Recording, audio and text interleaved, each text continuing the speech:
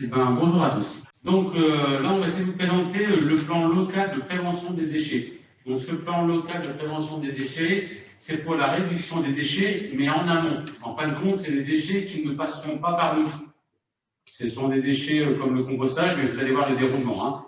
Le but de ce PLP, c'est de réduire en fin de compte la quantité de déchets que l'on produit, mais avant de les produire. Donc par rapport à ça, le PLP, donc on a des engagements au niveau des services de l'État. Et ces engagements, on va réduire les déchets. C'est un engagement qu'on a de 10% sur la quantité de déchets que l'on produit aujourd'hui, donc déjà sur notre territoire. Donc ce PLP, en fin de compte, c'est un programme national de prévention des déchets. Donc au départ, nous avons eu le Grenelle de l'environnement en 2007. Ensuite, de ce Grenelle de l'environnement, il y a deux autres Grenelles qui sont arrivés, le 1 et le 2, un en 2009, un en 2010. Ensuite, on a eu la loi de transition énergétique pour la croissance verte en 2015. Et maintenant, on a le PLP. Donc le PLP, en fait, on a le PLPD, le PRPG. C'est le plan local de la région. Donc nous, on s'est calqué un peu au plan local de la région. La région a monté son plan local, et par rapport à son plan local, tous les territoires qui font partie de la région doivent se calquer dessus, de façon à diminuer les déchets globalement. Donc ça, c'est un cadre réglementaire. Donc ce PLP aujourd'hui, donc il y a déjà eu un premier PLP de 2012 à 2018, dont nous, on n'avait pas rejoint ce PLP, et ensuite, maintenant, ils ont calqué un deuxième PLP de 2019 à 2025. Donc, ce PLP avait été travaillé déjà avec l'ancienne Assemblée. Ça, je pense que je vais peut-être en dire deux mots. Ça avait été calqué sur l'ancienne Assemblée. Et donc, aujourd'hui, on va vous présenter ce que l'ancienne Assemblée avait validé, de façon que vous puissiez, bien sûr, vous donner votre avis et de finaliser, de valider ce PLP. Alors, ce PLP, ensuite, lorsqu'il sera validé, vous allez devoir le délibérer. Et toutes les objectifs qui sont dedans, il va falloir essayer de les concrétiser. Donc là, je vous ai fait une petite photo en fin de compte des déchets. Donc c'est hors déchets des professionnels. Donc aujourd'hui, sur notre territoire, on produit 39 516 tonnes de déchets. Donc dans ces 39 516 tonnes de déchets, vous avez les déchets aussi, bien sûr, des déchetteries. C'est la totalité des déchets produits par notre territoire. On vous l'a mis par habitant. Donc ça représente 629 kg par habitant par an. Et donc, lorsqu'on doit réduire ces déchets de moins 10%, c'est l'objectif que la région s'est donné, c'est l'objectif qu'on s'est donné aussi. Donc, on doit descendre nos déchets de 3 952 tonnes.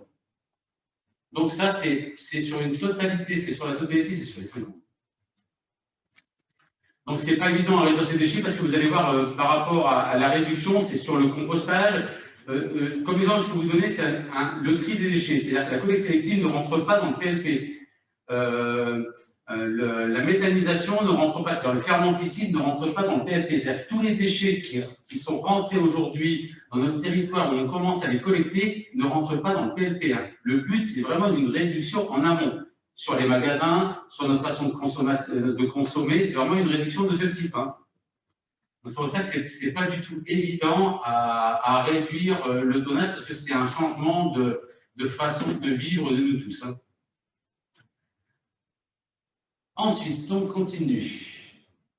Donc là, on vous a mis un peu, avec les services, on essaie de regarder un peu nos forces, nos faiblesses, les opportunités, notre vigilance par rapport à notre territoire. Donc je vais déjà vous donner nos forces. Donc c'est le service de valorisation des déchets, il est structuré aujourd'hui. On a aussi sur notre territoire une unité de méthanisation locale tournante pour les biodéchets. On a le développement des plateformes de compostage collectif. Donc aujourd'hui, pour ce développement des plateformes, on a été retenu sur un appel à projet de l'ADEME. Donc, ils vont nous financer à 70% les plateformes que l'on va créer. Donc, on a dans ce projet, on est parti sur 10 plateformes par an, parce que c'est par rapport au nombre de personnes que nous avons au service déchets. On a le réseau des écoparcs. Donc là, on est en train de terminer l'écoparc. Malgré que l'écoparc professionnel ne rentre pas dans le PLP, mais on est en train quand même de terminer l'écoparc professionnel. On a aussi, dans la même chose, dans le PLP, quelque chose qui va se mettre sur le PCAET, le plan climat-énergie. C'est-à-dire que la partie déchets du plan climat-énergie sera le PLP. Donc, toutes les actions du PLP vont rentrer dans la partie du plan climat et énergie territoriale.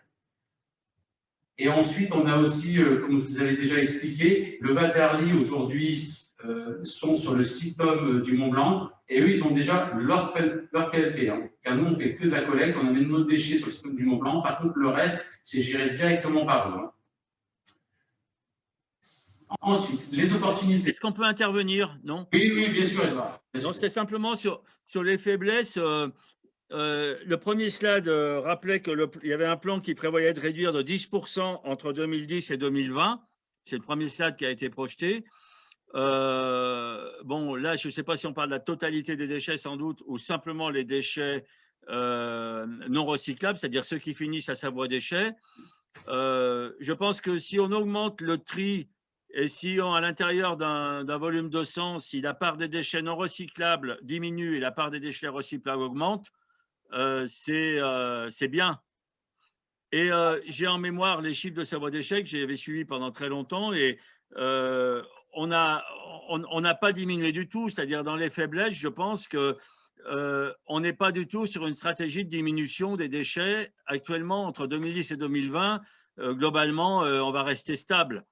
Alors, il y a les fréquentations touristiques, et c'est dit à un moment, c'est comme une faiblesse, mais c'est vrai que le fait qu'on ait 25 000 personnes qui viennent ou qui ne viennent pas, par exemple, sur le territoire du Beaufortin du Val d'Arly, ça a forcément un impact, et ça, c'est des choses, on le voit bien aujourd'hui dans le contexte, qu'on ne maîtrise pas forcément.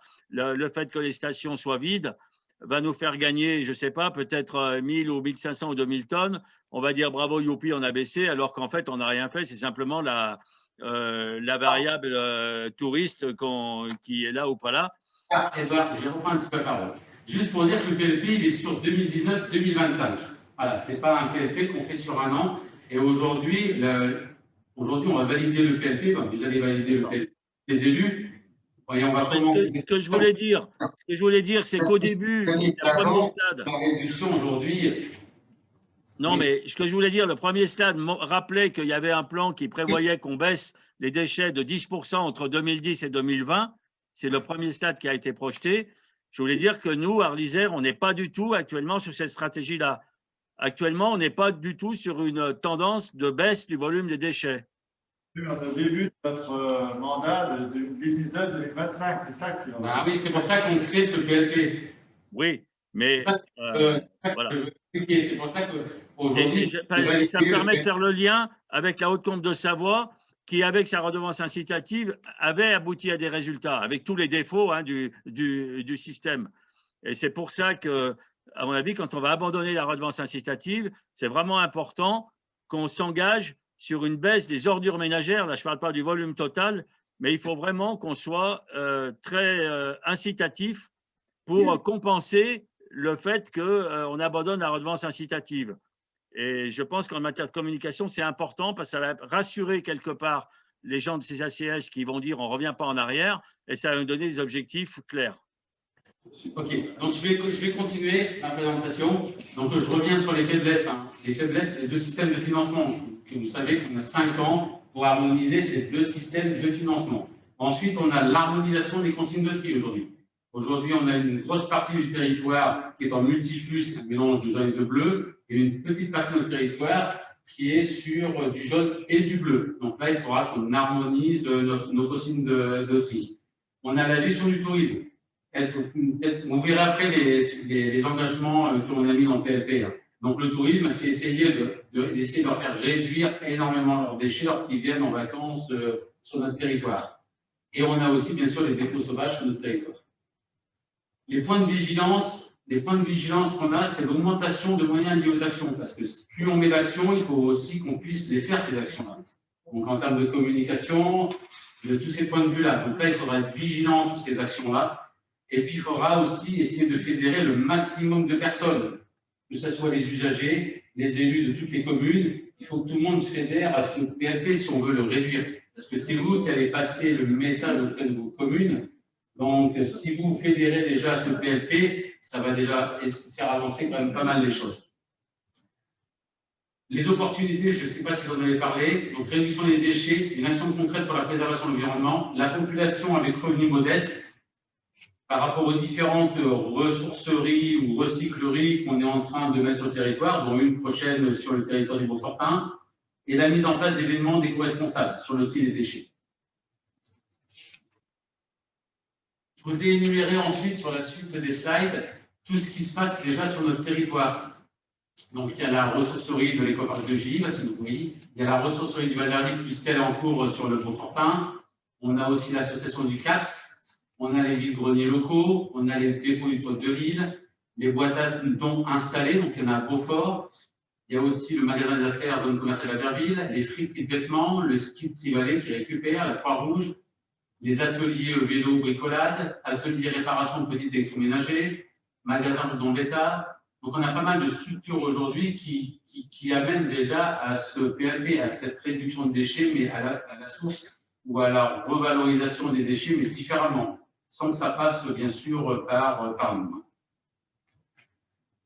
Donc, on va vous énumérer un petit peu toutes les actions aujourd'hui. Donc, on a retenu, je crois, 14 actions. Donc, il y avait une trentaine d'actions au départ. Donc, on a essayé de retenir... c'est les élus qui avaient retenu ces actions-là, ces actions aussi qui étaient bien sûr dans le PLP de la région. Donc la première action qu'on a retenue, après on n'a pas mis de sens précis sur les actions, moi je vais vous les énumérer les unes derrière les autres, les méthodes pourront venir devant ou pas. Donc la première action, c'était déjà au niveau du compostage collectif. Donc aujourd'hui, on met énormément de composteurs individuels.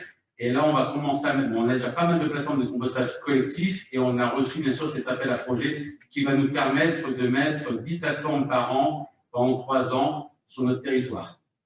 Donc, ces plateformes, on vous a envoyé un mail pour vous demander si vous étiez intéressé sur vos communes pour mettre ce type de plateforme. Certaines communes ont déjà répondu et donc on les classera, on fera un classement et on viendra installer ces plateformes dès cette année. Ensuite, on a mis en place de la recyclerie de l'écoparc de Gilly. Donc, en fin de compte, à Gilly, il n'y avait pas de local pour pouvoir enlever, de façon que les particuliers puissent amener les choses qu'ils ne voulaient pas jeter, parce que quand on vient en déchetterie, on a toujours tendance à vouloir jeter. Et il y a des particuliers, bien sûr, qui préfèrent avoir quand ils ont des choses qui sont encore utilisables, de pouvoir les mettre sur une association. Donc, on a créé maintenant dans l'écoparc de Gilly un local. Ce local, c'est en partenariat avec 2 associations, Roulib et CAPS. Donc, ils viennent tous les jours récupérer le matériel qui est dans ce local. Et ensuite, le CAPS se charge de le revendre au niveau de la commune d'Albertville, au magasin d'Albertville. On va promouvoir aussi des éléments éco-responsables sur le territoire. Donc, c'est un kit de gestion des déchets lors des manifestations, en termes de gobelets réutilisables, de corbeilles double flux. Donc, tout ça, lorsqu'il va y avoir des manifestations, le but, c'est de mettre tous ces événements responsables. Ce qu'il faut savoir aujourd'hui, lorsqu'il y a beaucoup d'événements qui sont réalisés, on retrouve souvent les déchets dans les ordures ménagères. Et même si on met des bacs de tri, même si on met des choses comme ça, on les retrouve dans les ordures ménagères. Donc, le but, c'est que tous ces événements fonctionnent différemment dans leur gestion de leurs déchets. Mais on a une fête qui était la fête pastorale de Marteau, et eux, on récupère quand ils font le cidre. Donc, on récupère tout le marc du cidre et qui repart au niveau de la méthanisation. On a vachement avancé sur la fête pastorale de Marteau pour la réduction des déchets.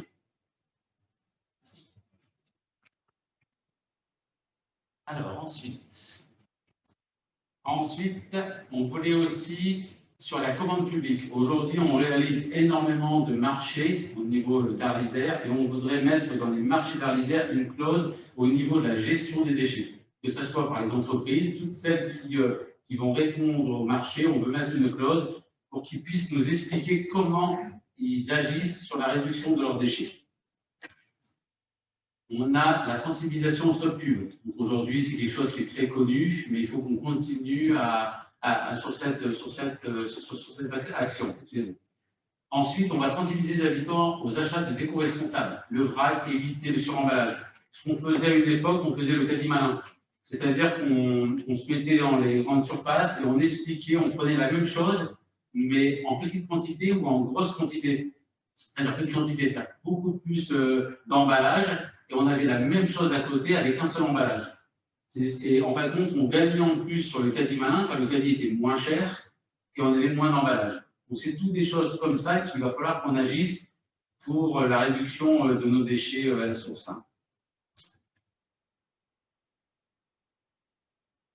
Ensuite, on avait diffusé des informations des habitants et des communes sur les alternatives pour laisser les déchets verts sur place. Aujourd'hui, on a des quantités de déchets verts qui sont quand même importantes sur notre territoire. Hein. Donc, le but, c'est qu'ils ne viennent pas en déchetterie avec leurs déchets verts. Donc, soit des systèmes de broyage, soit acheter des tondeuses mulching. C'est vraiment essayer de promouvoir tous ces modes de fonctionnement sur les déchets verts, ou même certains maintenant particuliers acheter des petits broyeurs électriques, etc. Parce que tous ces déchets, ou la tonte de pelouse, quand on a des maisons, je pense qu'on a possibilité de mettre au fond du jardin sa pelouse qu'on vient de couper. Voilà, c'est tous des déchets qu'il faut éviter qui viennent sur les déchetteries. Car ça amène du tonnage, nous on est obligé de le traiter et le coût du traitement est élevé. Ensuite, on a la même chose sur les services de l'agglomération, c'est-à-dire l'agglomération et même les communes, c'est-à-dire toutes les tontes de communes. Est-ce qu'ils sont obligés de venir en déchetterie les années? Est-ce qu'ils ne doivent pas trouver d'autres actions pour éviter que ces déchets viennent en déchetterie? Ou est-ce qu'ils ne pourraient pas les amener directement à l'usine de méthanisation de Tournon? Parce que l'usine de méthanisation de Tournon a besoin de déchets de pelouse. Voilà, c'est toutes des choses qu'on va essayer de mettre en place. Au niveau des restaurants, on a aussi ouvert le gourmet bag. C'est-à-dire, en fin de compte, les gens repartent si jamais ils n'ont pas fini leur repas, ils repartent avec leur repas.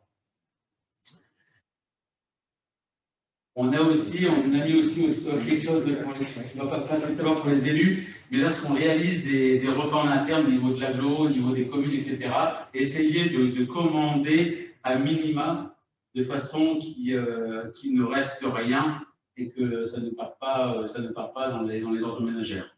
Donc ça, c'est quelque chose qu'on peut aussi, au niveau de l'agglomération, pousser lorsqu'on fait ce genre de choses, essayer de les diminuer au maximum. Mais ça, c'est vous qui choisissez. Hein.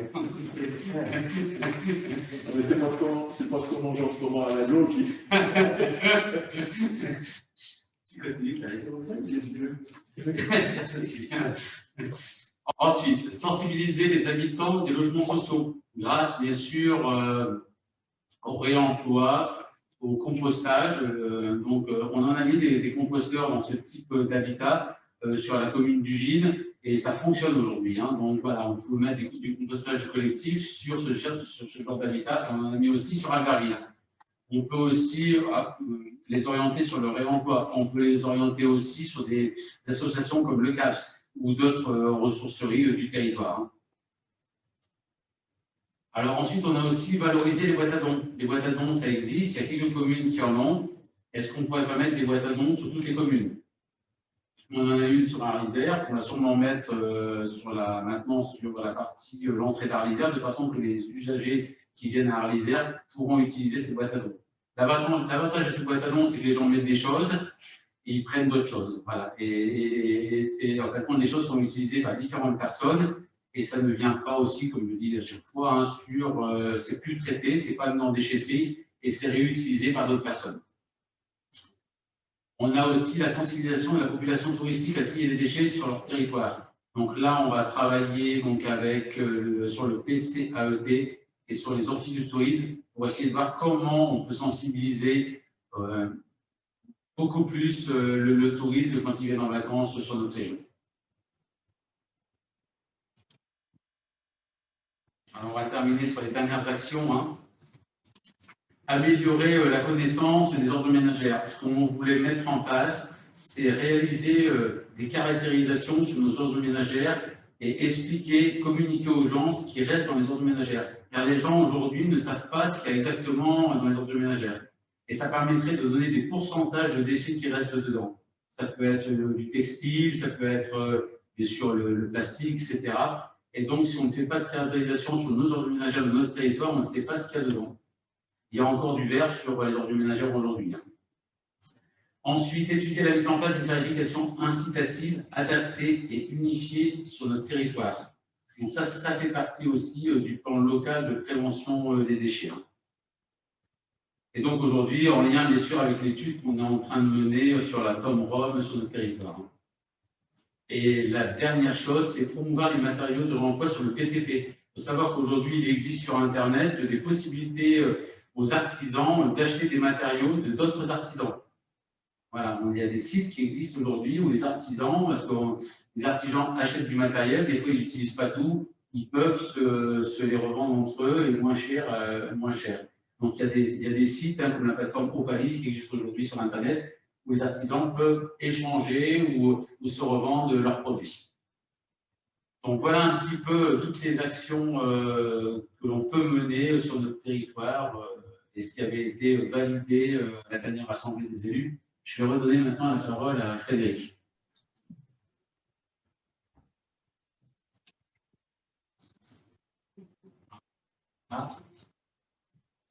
On peut dire bonjour à Françoise Liguet-Carin qui vient d'arriver parmi nous.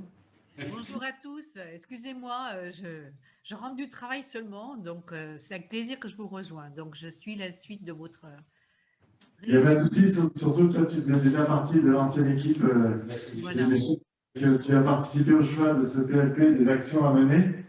Donc, je rappelle que là, il y en a 14 de mémoire et que ce choix a été fait sur une trentaine, 30, 35 unités basées sur le PLP de la région, en fait.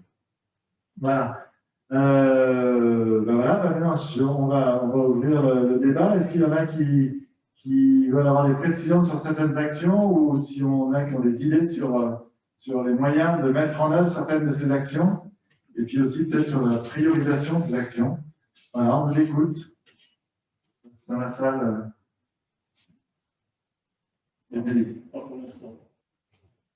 Très bien. François, toi qui as participé à l'élaboration de ces 14 actions-là, est-ce que tu peux nous faire un petit commentaire sur ce qui a été fait, qu'est-ce qui avait animé à l'époque nos échanges?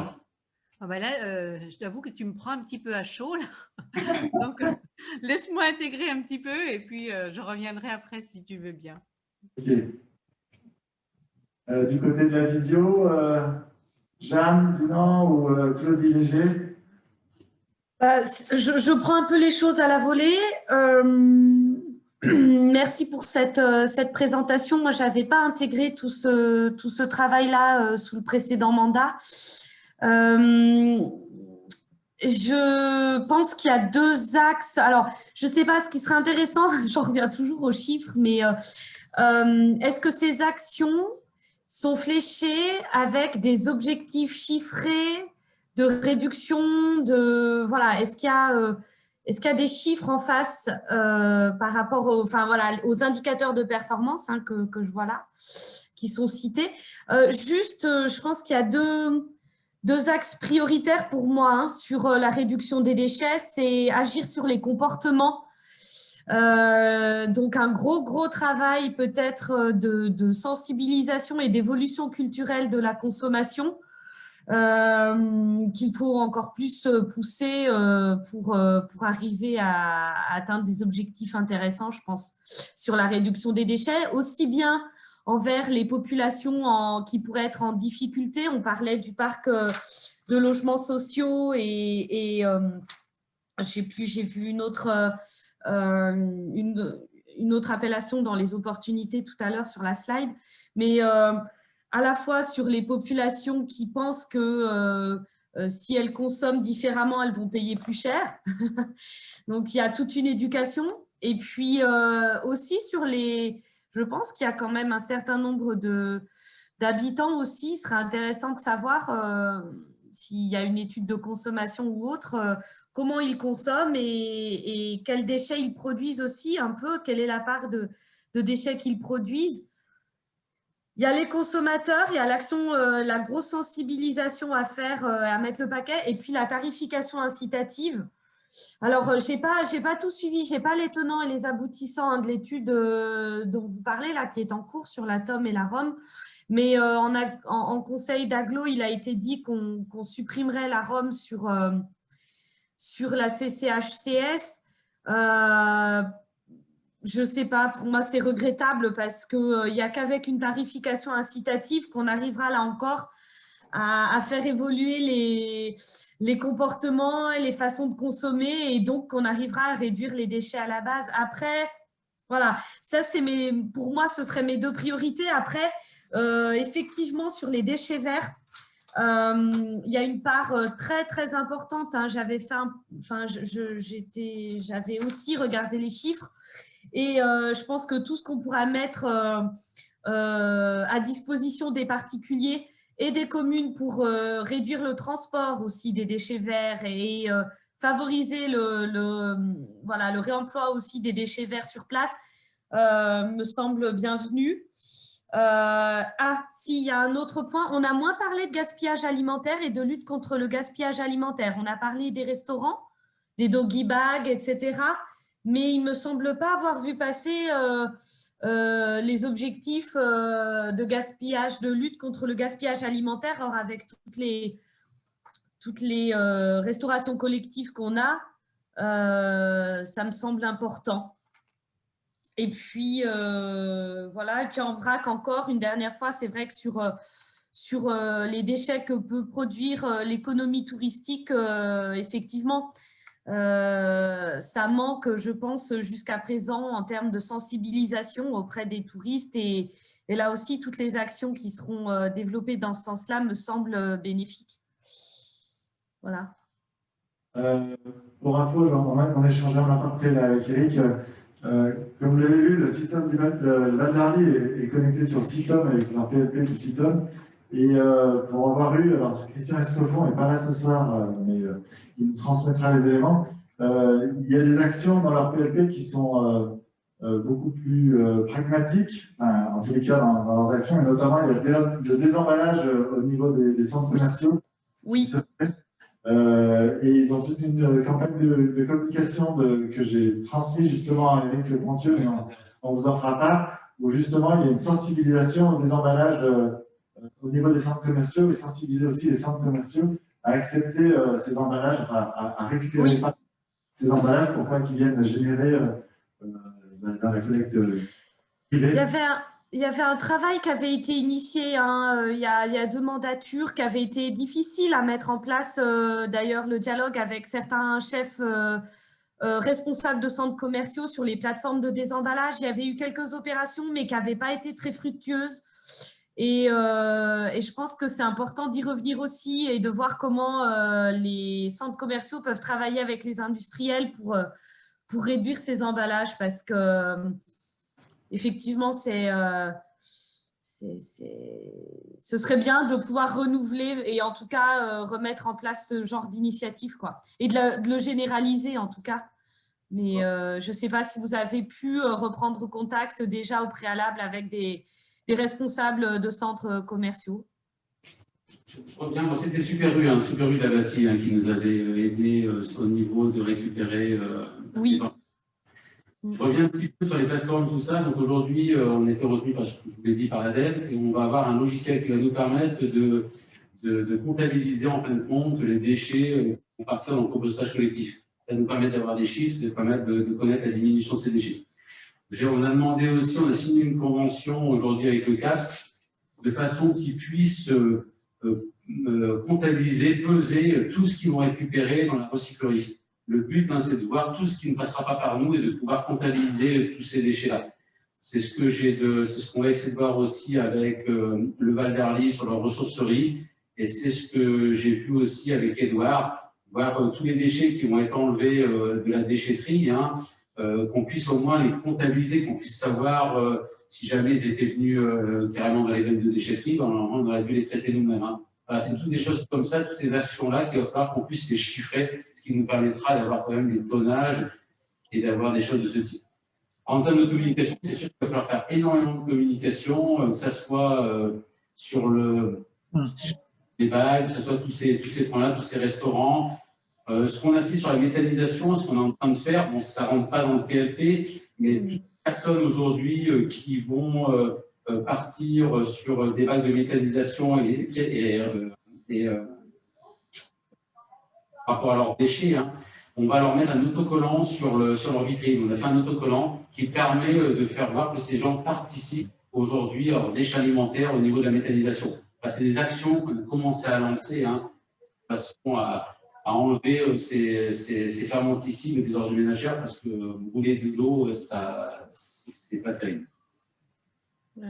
Si je peux. Oui. Concernant, Claudie parlait de sensibilisation. Je pense que... Alors, est-ce que vous entendez Christian ou pas? Oui. Oui. Ah oui, je t'entends. Il m'entend. Donc, oui, Claudie parlait de sensibilisation. Et je pense que c'est un point très important qu'on avait, nous, remarqué lorsqu'on a mis en place la redevance incitative. À l'époque, au niveau de la communauté de communes, on s'était payé 4 ambassadeurs de tri. Et je pense que je n'ai pas vu dans les actions le mot ambassadeur. Donc, il ne serait pas bien de repartir sur un tel sujet, dans la mesure où, moi, je pense que ça a eu un impact relativement, et peut-être pas que relativement, mais très important sur la sensibilisation à la réduction des déchets auprès des ménages. En étant présent notamment sur toutes les manifestations communales où on avait les ambassadeurs qui étaient présents, soit les 4, soit 2 par 2. Je pense que ça a beaucoup contribué à la baisse du tonnage dont on y parlait tout à l'heure. Oui, de toute façon, en redevance incitative, on est obligé, de faire des piqûres de rappel très régulièrement auprès des ménages, hein, de toute façon, sur la façon de trier, sur la… c'est culturel, hein, de toute façon, je crois qu'il faut que ça soit renouvelé très régulièrement parce que tout un chacun se relâche voilà, hein, aussi hein, sur sa façon de consommer ou de trier ou de… C'est humain, hein, donc c'est vrai que là-dessus, il faut, faut mettre le paquet. Les écrits ne suffisent plus, quoi. Non. Il faut passer à autre chose, à une autre étape.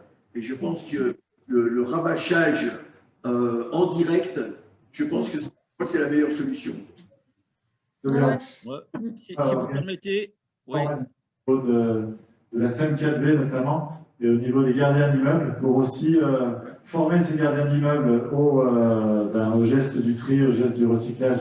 Et on sait que dans le logement social, hein, c'est écrit il y a 5328 logements, mais il y en a 4200 qui appartiennent à la SEM. Ouais. Je pense qu'on a un moyen de peut-être envisager des formations de ces gardiens d'immeubles qui représentent une vingtaine de personnes, donc la tâche n'est pas immense, mais de passer par eux pour justement être nos relais dans le cadre d'une meilleure gestion des déchets que fournissent les immeubles sociaux, puisqu'on voit en plus que c'est souvent dans cette… Enfin, pour ce qui concerne le Berlin, dans tous les cas, hein, c'est l'habitat vertical qui génère énormément de déchets qui pourraient être déjà recyclés et qui ne le sont pas, puisqu'ils sont posés à côté des poubelles et des ordures ménagères. Et que là, on a peut-être un vrai travail à faire efficace tout de suite avec cette vingtaine de gardiens d'immeubles. Jeanne, tu voulais parler ou Edouard, je ne sais pas. Oui, sur la présentation globale, là, Frédéric a employé le mot pragmatisme et que j'aime ce mot. Et je trouve que dans les actions prioritaires, justement, ça en manque un peu. C'est-à-dire, c'est une présentation très générale avec laquelle, évidemment, on est forcément d'accord. Mais à la limite, il y a même des contradictions. Alors, d'abord, l'objectif global de réduction, quand on fait la somme des tonnages en déchetterie, des ordures ménagères, du verre et du recyclable, si les tonnages en déchetterie, par exemple, baissent, on va dire youpi, ça baisse et on a atteint l'objectif. Mais l'important, c'est de rentrer dans le détail. Pour moi, si, par exemple, il y a moins d'ordures ménagères et au contraire, à l'inverse, on améliore nos performances de tri et les gens vont plus dans le flux jaune ou bleu plutôt que de se débarrasser de leurs poubelles dans les ordures ménagères, on aura déjà gagné, même si globalement, le tonnage n'aura pas changé. Vous comprenez ce que je veux dire? C'est-à-dire, c'est vraiment important, flux par flux, de se donner des objectifs. Moi, je note une contradiction quand tout à l'heure, on a dit le centre de méthanisation a besoin de déchets verts. Ben, ils vont quelque part passer par la déchetterie. Ou alors, c'est simplement pour avoir des bons chiffres et mettre en place un système parallèle de récupération des déchets verts pour pas qu'ils passent par la déchetterie. Bon, peut-être, mais vous voyez ce que je veux dire, c'est quelle contradiction. Bon, on ne va pas faire le débat sur la Rome et l'atome, mais franchement, la redevance incitative, là, on écrit sur le stade qui est à l'écran actuellement, on étudie la mise en place d'une tarification incitative parce que l'ADEME nous le demande, ou je ne sais pas, mais en même temps, on dit que ce n'est pas une bonne idée, c'est l'exemple de la fausse bonne idée et on l'abandonne. Alors, attention, ça va, je pense que ça, on va, en allant dans tous les sens, on perd un peu le fil. Moi, je pense que c'est important de se donner des objectifs, et notamment sur les ordures ménagères. Alors, tu as parlé à un moment des composteurs et les composteurs collectifs, c'est bien d'aller dans ce sens-là, c'est bien. Je pense même qu'on peut peut-être être plus ambitieux en matière de nombre, mais enfin bon, je connais mal l'habitat vertical, ça concerne beaucoup l'habitat vertical, donc c'est à voir. En campagne, les composteurs individuels, on peut faire beaucoup plus. Hein. Tout ce qui va dans les composteurs, c'est ce qui ne va pas dans les ordures ménagères. Il y a 30%, pas loin encore, dans les poubelles de matières humides, des épluchures, les mares de café, tout ça. Le biosol, le composteur individuel, partout dans les zones rurales, il faut l'accélérer. Les points à bord volontaires, là, c'est l'organisation de la collecte. Mais à mon avis, il ne faut pas avoir peur de développer beaucoup plus qu'actuellement, parce qu'en offrant au même endroit la possibilité de mettre le verre, le recyclable et le non recyclable, eh bien, donc on supprime le porte-à-porte, il y a tous les avantages avec les économies du coût de collecte, mais on améliore considérablement les performances de tri. Et je pense que partout où c'est possible, il faut mettre des points d'apport volontaires. Et je pense que ce n'est pas 15 ou 20 par an, mais presque un zéro. Il y a une tranche importante. Il faudrait que dans les 2 ans, à mon avis, on aille très vite et très fort dans l'équipement, surtout des zones rurales ou semi-rurales, en points d'apport volontaires. On a remarqué que dans les points de vigilance qui ont été abordés, il y a quand même le manque de fédération des acteurs aujourd'hui, que ce soit les élus, et les usagers et, comme tu le disais justement, Christian, les ambassadeurs de soins. Aujourd'hui, on a une petite équipe avec de petits moyens, donc il faut qu'on arrive à travailler avec ces effectifs-là, de toute façon, et puis qu'on arrive aussi à voir comment on fait ces relais. Tout à l'heure, je parlais de former les gardiens, mais il faut voir peut-être qu'au niveau de nos collectivités, quand on est dans les petits villages avec des cantonniers, est-ce que ça passe pas aussi par là? Est-ce que ça passe par, je sais pas, d'autres actions? C'est à inventer, à réfléchir ensemble.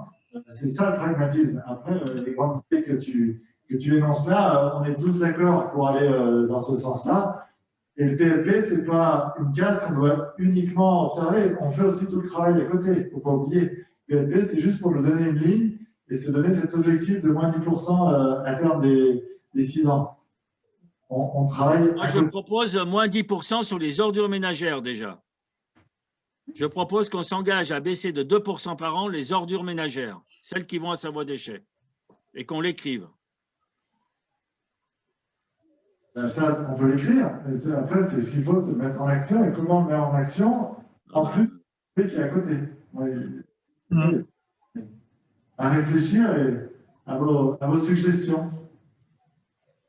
Sur les points d'apport volontaire, il faut quand même rester vigilant quant aux distances. Parce que je rejoins tout à fait les idées d'Édouard en disant sur une même plateforme, on retrouve les trois tris et c'est bien.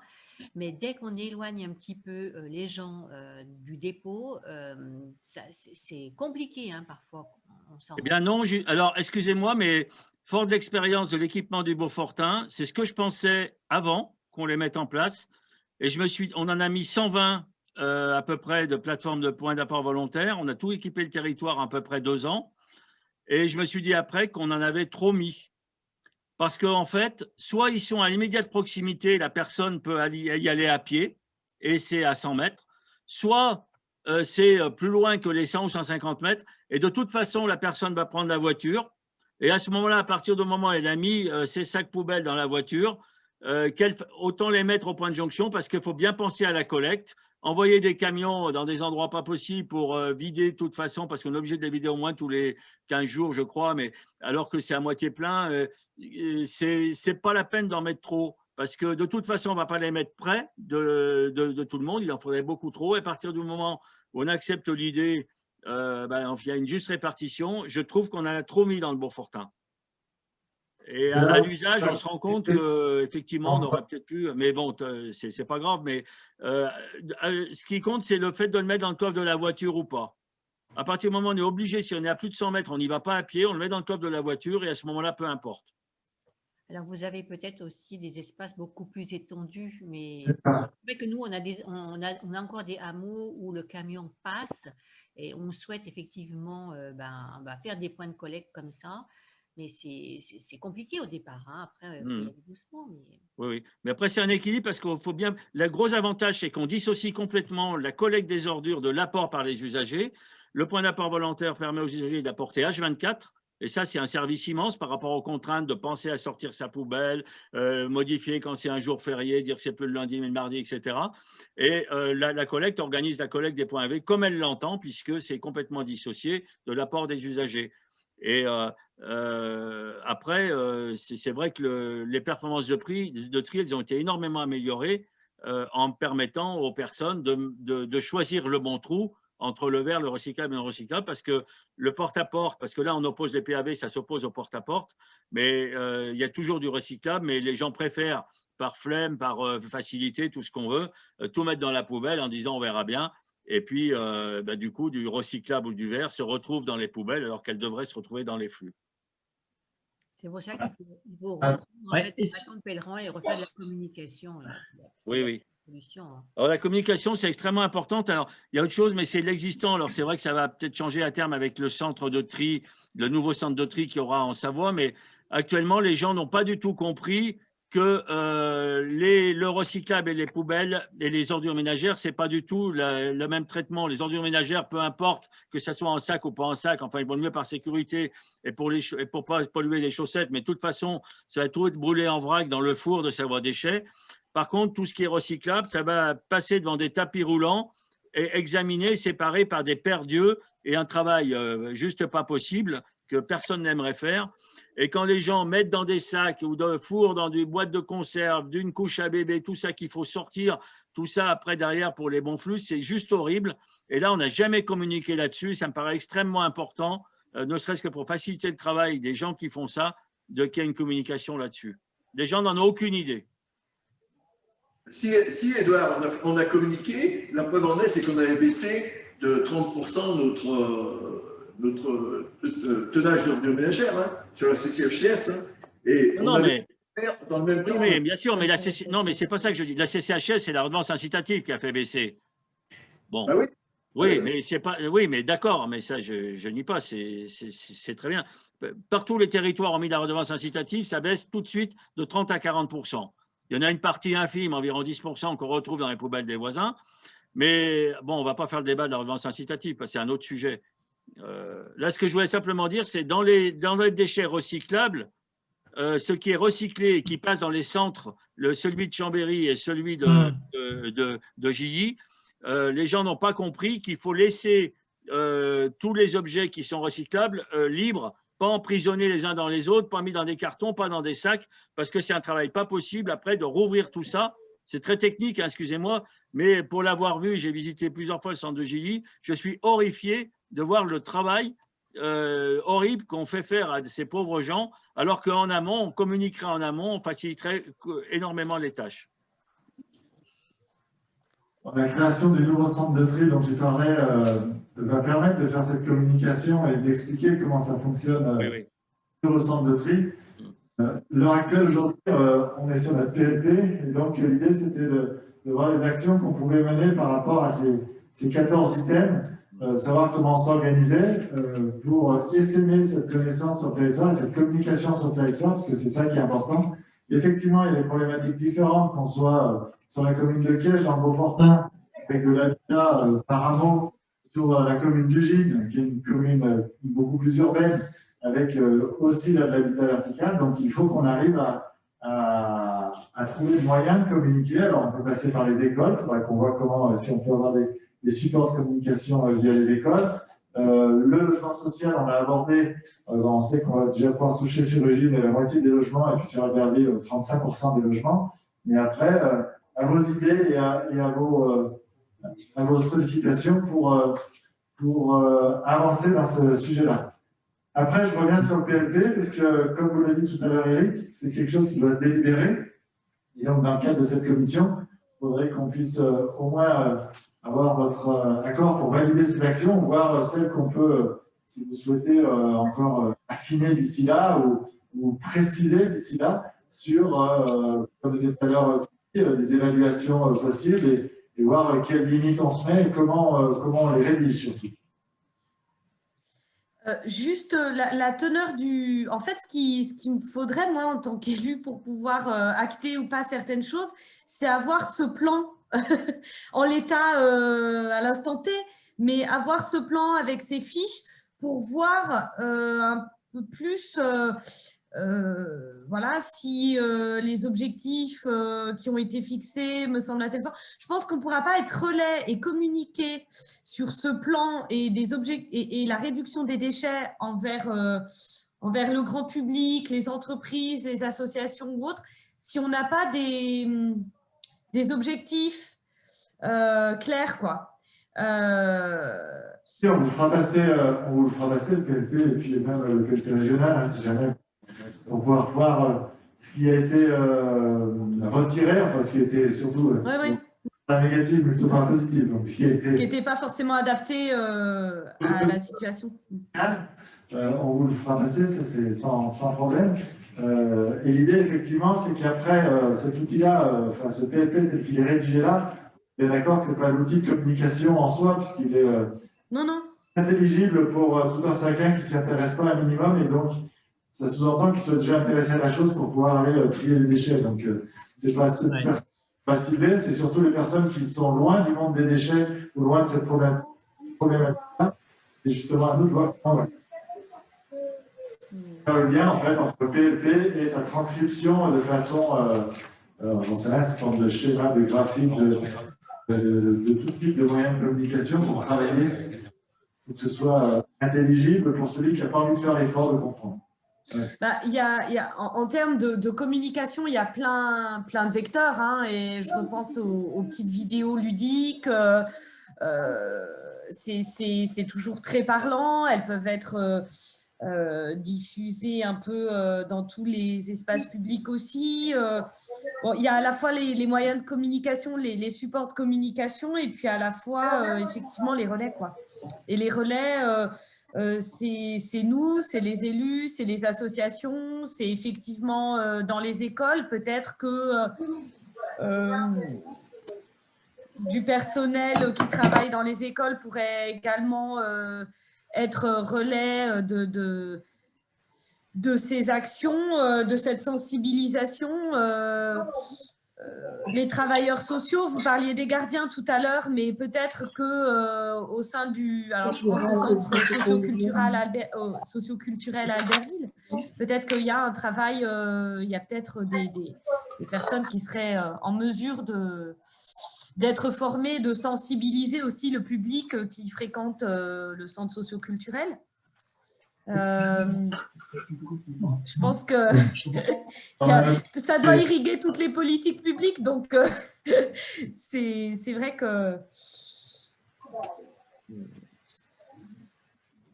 ça pourrait même, pourquoi pas, faire l'objet de cette sensibilisation, ou ça dépend comment vous voulez lancer les choses, mais s'il y a une campagne qui doit se faire, ça pourrait même être l'objet de services civiques chez les jeunes. On pourrait se donner les moyens, si on a si la collectivité ne souhaite pas ou ne pense pas embaucher des ambassadeurs du tri supplémentaires, s'appuyer sur des services civiques, sur ces genres de dispositifs.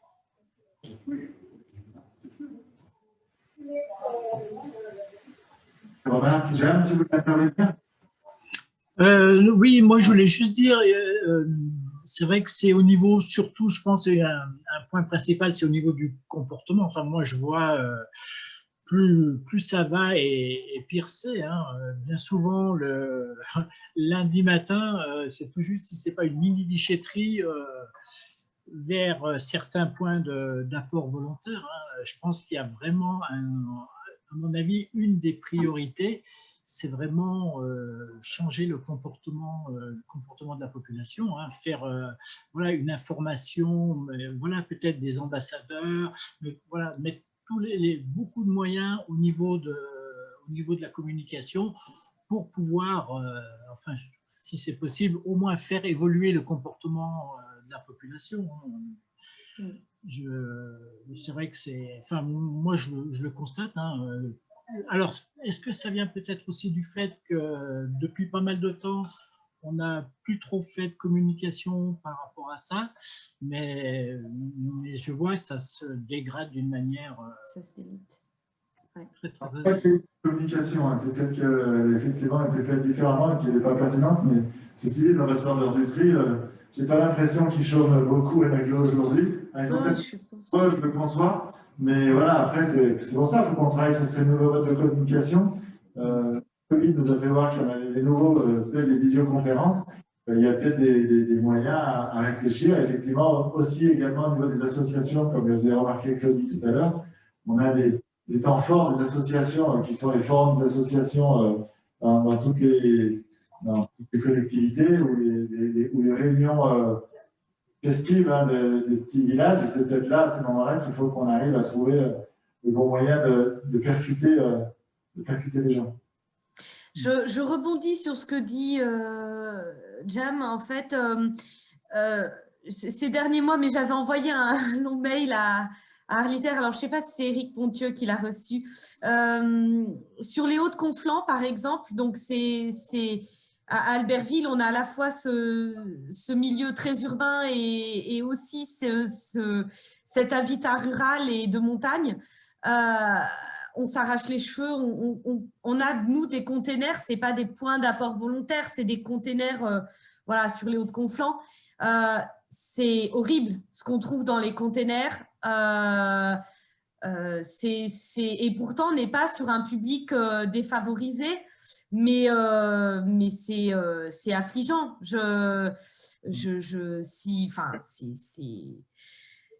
On trouve de tout, quoi. C'est la déchette version un seul container, quoi. D'ailleurs, je pense que j'avais dû envoyer des photos pour alimenter et illustrer mes propos dans mon mail. C'était au printemps dernier. Bon, c'est n'importe quoi. Donc, c'est vrai que dans cet habitat rural et dans ces hameaux isolés, je pense qu'il y a effectivement un nouveau besoin de refaire de la sensibilisation parce que c'est juste le bazar, quoi. On trouve de tout, de l'électroménager, de la ferraille, voilà. Et effectivement, je rebondis aussi sur une autre chose vis-à-vis des entreprises. Il y a eu des chantiers réalisés sur les Hauts-de-Conflans, par exemple. Donc, pareil, pendant le premier confinement, c'était une entreprise de prestataires de télécom qui avait installé des poteaux. Sur le chemin des vignes, on a retrouvé, mais les ouvriers eux-mêmes jettent par la fenêtre du camion leurs déchets alimentaires. C'est usant, quoi, parce qu'on va se promener, on prend un sac poubelle et on ramasse derrière. Donc, je crois qu'il y a vis-à-vis des entreprises, faut vraiment y aller, quoi. Et sur tous les territoires, on parlait de l'habitat vertical, oui, mais vraiment en milieu rural, je rebondis sur ce que dit Jam et sur les Hauts-de-Conflans. Alors, est-ce que des points d'apport volontaires seraient plus efficaces ? Je ne suis pas sûre parce que j'ai entendu dire quand même que sur celui de Conflans, le parking des Capucins, ce n'est pas forcément folichon. Ça dépend des moments. Donc, voilà, quoi. C'est pour ça que plus on aura de relais, plus on fera des actions régulières, je ne sais pas, profiter de toutes les World Cleanup Day, des nettoyages de printemps pour faire de la cohésion autour de ça, quoi. Parce que tout le monde est concerné, là. D'ailleurs, dernière conférence des maires, hein, comment il s'appelle, Lavoine, Jean-Claude Lavoine, si, Jean-Claude Lavoine. Le maire Montion, hein, qui avait effectivement soulevé la même problématique que celle de Conflans et la même problématique que je pense un petit peu partout sur notre territoire. Très bien. J'aurais une question sur les aspects financiers, c'est plus interne pour nous élus, mais éventuellement, en fonction des conclusions, ça peut être un argument pour la communication grand public. C'est le coût des différentes filières de traitement. C'est-à-dire, est-ce que Eric, tu peux nous renseigner, je sais qu'il y a des stats nationales, mais éventuellement adaptées localement, sur quand on met 1 kilo de déchets dans les ordures ménagères, ça coûte, je dis n'importe quoi, mais les ordres de grandeur, ils sont pas loin, 50 centimes le kilo. Quand on met dans la colonne jaune pour dans les yaourts ou papier, ça coûte, compte tenu des aides, etc., je ne sais pas combien, 20 centimes. Quand on le met dans le verre, ça rapporte 2 centimes. Quand on le met, je ne sais pas où, une machine à laver, à déchetterie, ça fait je ne sais pas quoi. Est-ce qu'on peut avoir ça?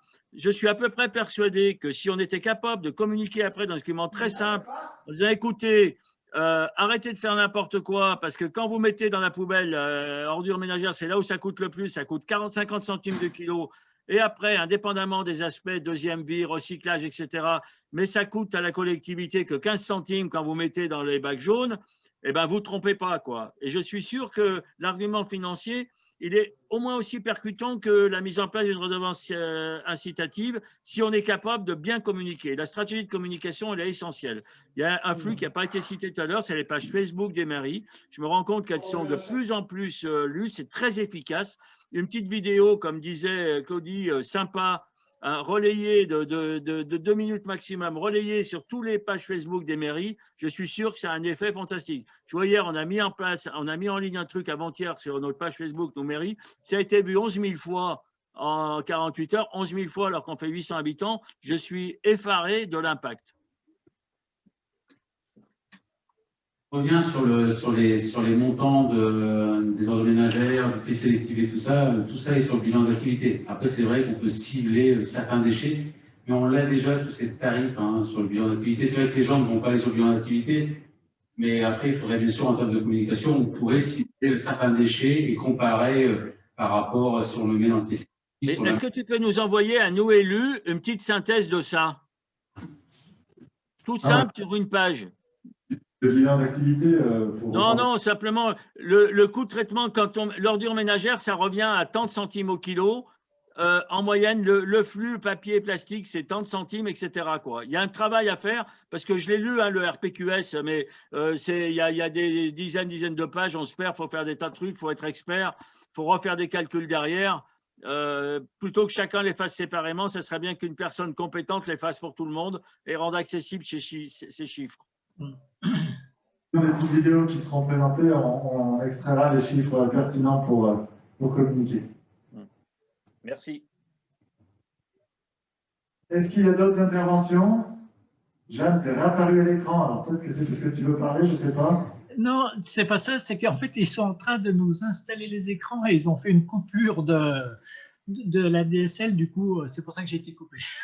C'est le DSL. Vous faites passer le slide là. Bien sûr. Et puis éventuellement, s'il y avait des observations ou de nouvelles à redire, à ce moment-là, la prochaine réunion, ça se fera. Alors, ce qu'on vous propose, alors Christian, je pense que vous avez entendu, demande si on va recevoir les slides. Alors, bien évidemment, vous allez les recevoir. Ce que je proposais à Eric, mais il commençait à devenir tout pâle quand je lui ai proposé, c'est de vous faire aussi passer celui de la région, le plan régional de gestion des déchets, pour que vous puissiez voir ceux qui ont été, comme je disais tout à l'heure, ceux qui ont été sélectionnés. L'idée, ce n'est pas de refaire tout le travail que les anciens élus ont fait, parce que je vous rappelle qu'il y a une commission qui a travaillé là-dessus, qui a choisi ces mais que peut-être à la marge, il y en a peut-être une ou deux qui vous diront, tiens, on est plus dans ce qu'on vient de se dire là par rapport à la communication, et puis on ira peut-être moins là-dessus, parce que, je vous rappelle, le contexte départemental fait qu'il va y avoir un centre de tri départemental pour le coup, et du coup, on aura aussi d'ici 2024-2025 des moyens de recommuniquer là-dessus et d'en remettre une couche. Donc voilà, ce que je vous propose, c'est de vous envoyer ces deux documents-là, et sur la base de celui qui est là, ce n'est pas de tout rechanger et d'en prendre 14 autres, mais c'est de voir ceux qui pourraient être plus pertinents par rapport aux échanges que nous venons d'avoir, si ça vous convient. OK. D'accord. Oui, ça me va. Ouais. Très bien. Bon, Juste une dernière chose, je me rends compte, mais je ne sais pas, on n'a pas parlé dans ce plan des déchets liés aux acteurs agricoles. Est-ce qu'il y a des… Ou alors ça m'a échappé, je ne sais pas, mais où est-ce que voilà, vous aviez réfléchi à ce sujet-là? Parce que voilà, c'était des déchets, là c'est des déchets professionnels, des déchets agricoles. Donc, ouais. Partie de ce plan du PLT, qui est l'outil réglementaire. Là, voilà. Mais après, ça n'empêche pas, en fait, c'est ce que je disais tout à l'heure, c'est pas parce qu'on a un PLT qui va gérer ce type de filière et de déchets qu'on ne va pas non plus s'occuper des autres problématiques, type déchets des professionnels et type déchets agricoles. Il n'y a pas de souci là-dessus. Voilà, mais ce qu'on va faire aussi, c'est se rapprocher de Christian Escoffon avec le site web du Pays de Mont-Blanc, parce que ce que je voulais dire tout à l'heure, c'est que les actions certaines actions sont déjà en cours, et ça nous permet d'avoir un retour d'expérience sur ce qui a été mené potentiellement dans des écoles ou en termes de communication notamment, parce que sur le désemballage, c'était très intéressant ce qui a été fait. Voilà, et bien écoutez, je vous remercie de votre attention.